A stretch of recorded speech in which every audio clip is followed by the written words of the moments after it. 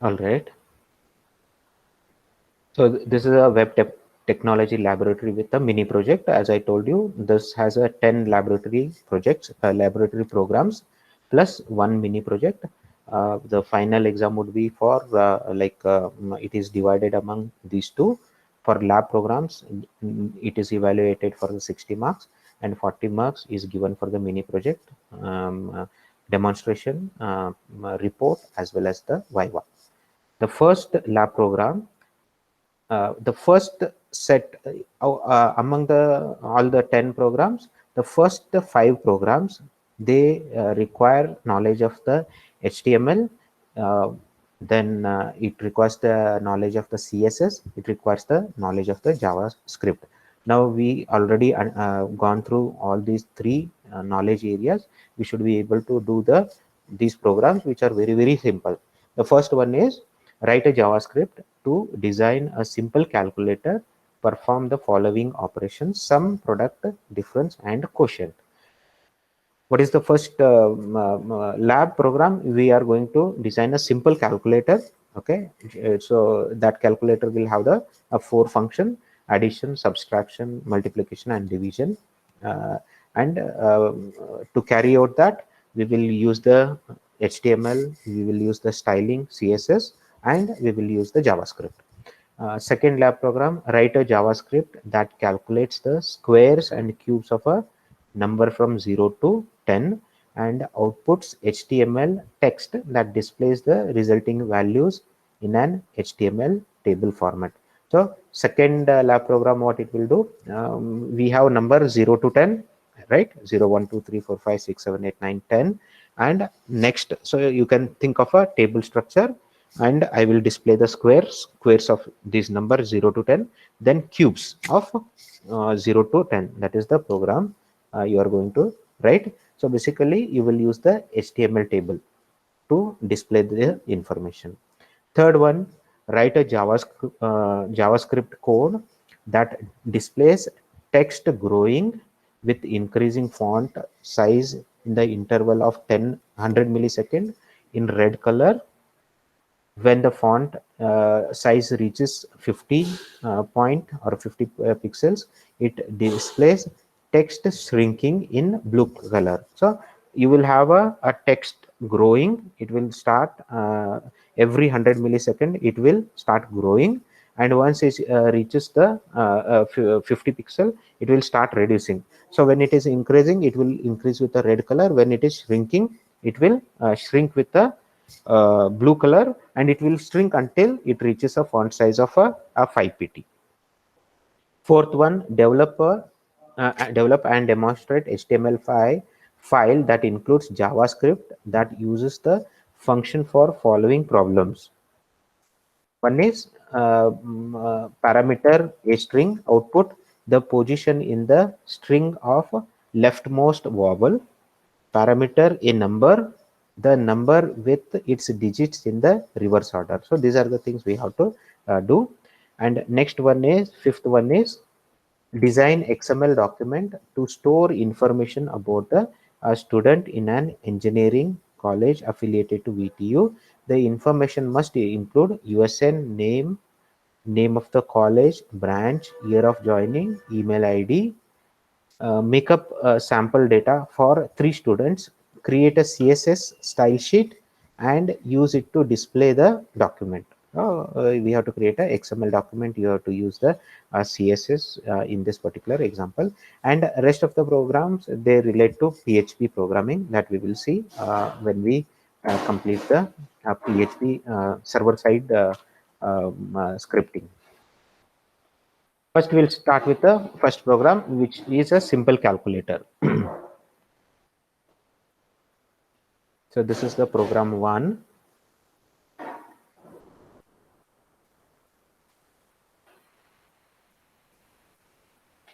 Document type HTML. We know the HTML, the whole HTML document. There will be opening HTML tag and closing HTML tag. Inside that, we have two siblings. One is a head section and one is the body section. The head section starts here and it ends here. Okay. ends here, and after that I have the a body. First we will look into what is in the head section. Title, as you know, it will give the title for that a particular page, calculator, and style. The style will start from here and it will end here. So this is a as we know, this is a embedded styling. We didn't use the other option is we can use the external file and include the style in that particular JavaScript. Here for style, for based on the tag HTML tag, if it is a table, if it is a TD or a TH. So TD is a data cell and this is a header cell inside the table. For all this, I have this particular style. If I have table or TD or TH, I will use border property. I will set the thickness of the border 1 pixel and the line type is a solid line and the color of that line is black. Width, whatever the width of this table, it is 50%. So it is relative to the parent. If resizing happens, this table will also shrink to a 50% of the parent. Text align center. All the text inside the table TDTH will be the alignment would be center. Background color, I'm using dark gray. Border collapse. So you will see a nice table structure if I use this property as a collapse.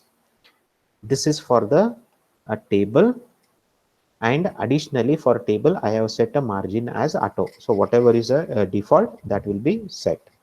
Then I have for input tag, input element, I have text align right. So the text would be aligned to the right. That is the style I am using. Script type I have specified, it is a JavaScript. Function, these are the different function. Okay, one function is function calc. Name of the function is calc, and I am passing clicked id I am passing. We will look into that particular function in a bit. I have one function called calc, another function clear cls, where I am clearing some of the values. We will come back here after looking at the HTML document. We will see what are the things that are available in the HTML document. If you see inside the body, body will start from here, it ends here. I have a table, one table I have, and that table, how many rows are there? This is the first tr. Tr is the row, number of rows that particular table has. How many rows are there? This is the first tr1, this is the second tr2, 3, and 4 rows are there. So I have structured, there are 4 rows are there, and how many columns are there? 4 columns are there. And you know th is a header, table header, and this property column span, column span 4. What is this particular property it will do is the first row will span for the 4 columns. Okay, so inside the 4 columns, what I am putting is some content, that is simple calculator, that is the content. In the next row, that is the first row, it will show as a first row just a simple calculator. There are no columns, everything is the column span is column span is 4, so everything is occupied as a one cell and simple calculator is written there. And next row, what I have in the next row, I have a TD, first data cell. So how many data cells are there inside the second row? 1, 2, 3, and 4. So I have 4 data cells. Inside the first data cell, I have some content, value 1. This is just a text, value 1. Inside the second TD, what I have input control. In the second data cell, I have input control, and type is equal to text. ID, the ID given for that input control is value 1. And what is the initial value? 0. We have set it as 0. And third cell, second row, third cell, the just a one text. This is just a simple text, value 2. And The fourth cell is another input control. Type is text, id value 2 and value 0. So for some product multiplication division, we need two arguments, right? That represents this is the one input, okay, a text box I have where I will take the first value, and this is the second text box. I will take the value 2, second argument, and the id is given to the first one is value 1, second is value 2. That's how we can identify those two elements inside our JavaScript. In the third row, what I have in the third row? In the third row, I have again 4 cells are there. And what are those? What is available in those cell? In the first cell, I have one input control. And what is that input control? It is a button. And button value. What is written on the button? The value is addition. And what is the id given for that? Add is the id, and we have added on click event for that particular button. I have added on click. What will happen on click? On click, it will call the function calc. We will go through the function in a bit. We will call the function calc, and what I will pass there, I will pass this dot id when I'm calling, when this particular event, the first button event is on click event happens. What it will do, it will call the function and it will pass that particular id. What will be passed? Add will be passed. So calc is called with the value add. So this is replaced by add. Second button, similarly, second button is for subtraction. id is sub. Everything has the same on click button, and we are passing the this id. Means if I call the add button, addition button, add id will be sent. If I call the subtraction, sub text will be sent, id will be sent.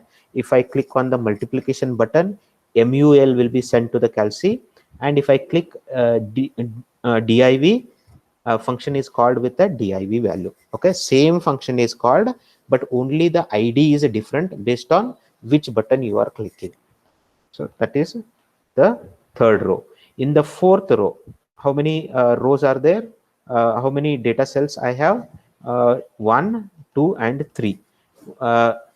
As we know, we have to have the 4 data cells. The third one has a column span of 2, so that means it is a total 4. In the first td, first cell, I have just one text called answer. In the second cell, what I have a input control, and that input control, the type is text, the id is equal to answer, and value I have kept it as empty. And you can see one more property, disabled. You will see that particular control is displayed, but we cannot enter anything. It is just displayed. Why we are using this? Whatever the addition, subtraction answer is coming there, we are going to put it in this particular control. And last one is column span 2, input type button, value is equal to clear. Okay, so I have one more control in the last row, and the third and fourth data cell together. Button is there, and what is written on the button? Clear all. And once I click, there is an on click event. If I click on that button, it will call cls function. We will look into cls function. As the name suggests, it will clear all the values. Now we will come back to the function. The function calc. Suppose add button is clicked id, this value would be add. Now first we have to get what user has entered in the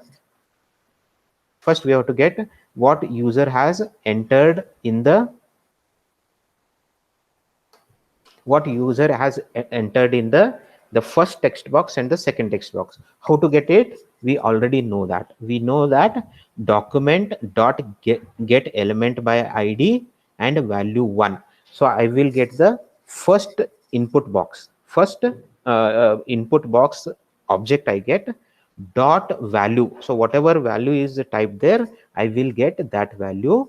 And using this particular function, parse float, it will parse it as a number and it will stored in val1 variable.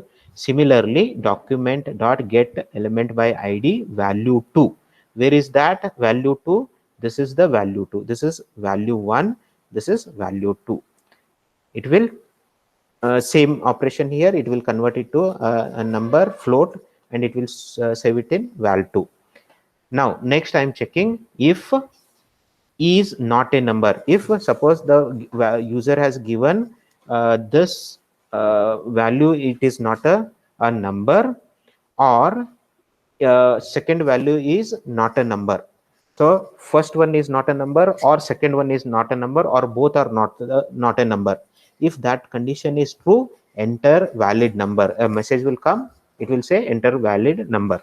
If both are valid numbers, then this both conditions are false, right?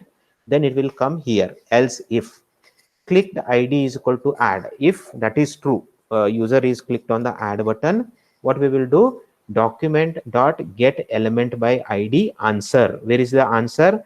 Answer is in the last row. You can go to the HTML document. You can see here is the answer. Okay, id answer. So we will access this object and we will paste that value. Okay, I access the object answer dot value is equal to val1 plus val2. Okay, if you understand this particular condition, rest is same. If it is sub, I will, for the same answer object value, I will set as val1 minus val2. And if answer if that id is multiplication, I will do the multiplication. Else what happens? It's a division. If there is a division, I have additional check. If clicked id is equal to div, I have additional check. What is the additional check? If val2 is equal to 0, I will say the second argument must be a non-zero for division. I will, if value 2 is 0, alert will go and it will say please enter non-zero number. If they have entered a non-zero number, again I will get that answer element and set the dot value is equal to val1 divided by val2. And when you if user clicks on the clear button, the last row, this is a clear button, it is calling on click CLS. What is CLS? You can see value 1 dot value is equal to 0, value 2 dot value is equal to 0. We are making the value 1 and value 2 as 0, and answer dot value is equal to empty. That is what we are doing in this particular case. Now I will run this.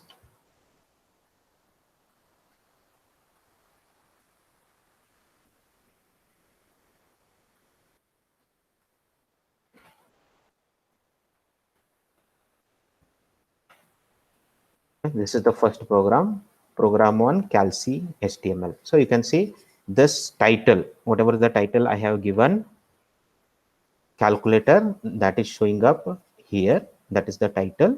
And then this is the styling I have used for table TDTH. Border, you can see 1 pixel, all are 1 pixel, solid line, and color is black, right? Just if you want to make sure, change this. Okay, you can play around with the code. I just made it as green, and you can see now it is green.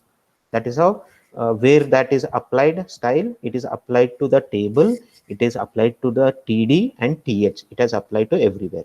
So I will keep it as black. And you can choose to have your own code. You need not use the same code. Width is 50%. You can roughly see this particular window table width is half of the complete window. If I resize,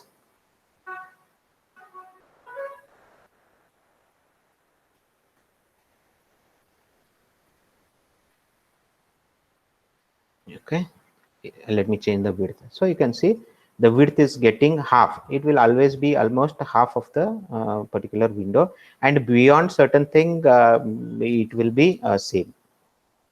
Then text align center.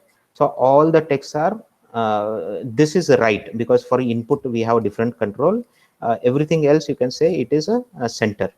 Everything alignment is center, and border is collapsed. That's why you're seeing a nice table like structure. Okay, I made this black, but I didn't refresh this page. I refresh. All right. Now next is a table margin auto. So margin is set as auto. Input, for the input control, text align right. That's why this is the input control. This is the input control. This is the input control, and this is the disabled input control. You will see the text is aligned to right. So that is the style part. Now we will see the document, HTML document. This table, I told you there are 4 rows: first row, second row, third row, and the fourth row. First row, column span 4. It is first row is spanning the 4 columns, 1, 2, 3, and 4, because here also we have a column span of 2. And I have a simple calculator, text is there. And after that, second row, you can see second row, in the first cell value 1, second cell 1 input button, first cell value 1 input, value 2, and another input. This is value 1, val 1, val 2. This is value 1 and value 2. In the third row, I have 4 buttons, okay, with the value addition, subtraction, multiplication, and division. This is the third row. I have 4 buttons with value, the name written on those buttons as addition, subtraction, multiplication, and division. Fourth row, I have 3 cells. The first cell, answer, just the text, and second cell I have a text box which is disabled, and third and fourth are combined, that is a column span is equal to 2, and I have a button with a message with a value on the button as clear all, and it has a on click event. Now we will see the functionality. First I will give a value here. I will give 5 and let us say 4. Now value is given for this input control and this input control. When I click on addition, so on click, what happened? On click, so on click, calc is called, and add, this add value is passed as a parameter. So this will be called, this clicked id value would be add. Val1, this variable, it will access the first element by id value 1, that is this first input box, dot value. It will get that value, convert it into the a float, and it will save it in the val1. So this has the value 5 and this has the value 4, that is 5 and 4. Then it will check both are is nan false, is nan 4 false, both are false, it will come here. Now click the id is equal to add, answer is true, it will come here, document get element by id answer. So we have an answer, which is the answer, this is the answer input control, dot value is equal to val1 plus val2, and it will complete the function, it will return back. So this is what happened. Now if I click on subtraction, again it will call the same function 5 minus 4, and it will paste it in the this control. If I say multiplication 5 into 4, it will paste it here. So basically it is coming to this branch. If I click add, it will come here. If I subtract, it will come here. Multiplication, it will come here. Division, it will come to this else if I say division 1.25. Let us say I want to create some errors. This I have given as a W, right? What will happen? It will be caught here. Is not a number, this will become true. If it is a true, enter a valid number message. So I have made this as a W, and I click C, enter a valid number. So I will add a valid number here, 7, and I will make something here. I will give a special character, and I will say subtraction. You click on any button, it will say that invalid number. If both are incorrect, you will get that message. Until you give a proper number, okay, until you give a proper number, it will keep on doing the same. Now it has done multiplication, it has done. Now second validation, what we had, in case of a division, if second number is 0, where the code will come, the code will come here. It will check value 2 is equal to 0. Now I have given the value 2 as 0. All other things will work fine. Addition, subtraction, multiplication, no issues. If I do the division, the second argument must be a non-zero for division. So that is where we are getting from here. So if value val2 is equal to 0, alert, the second argument must be non-zero for a division. That is what it will give. Let us say we make it as 3 and click on division, it works fine. Now we want to reset everything. I have clear all. Now clear all, what it is doing, it is when I click on the clear all, when I click on the this button, it has an on click event, it will call CLS. Okay, in CLS what I am doing, value 1 dot value is equal to 0, value 2 dot value is equal to 0, and answer as null. That is what you are seeing here. Okay, that is the first lab program. I will share the HTML document. If you want, what you can do is you try to, you have the problem statement from your syllabus, take the problem statement, try to make your own code. I don't want same, if you are using the same code, that is also fine. If you want to have your own code with a different presentation, so this is the presentation I have presentation, you can do that, and you can submit that as a lab program in your journal. So in the next session, we will look into the next lab program.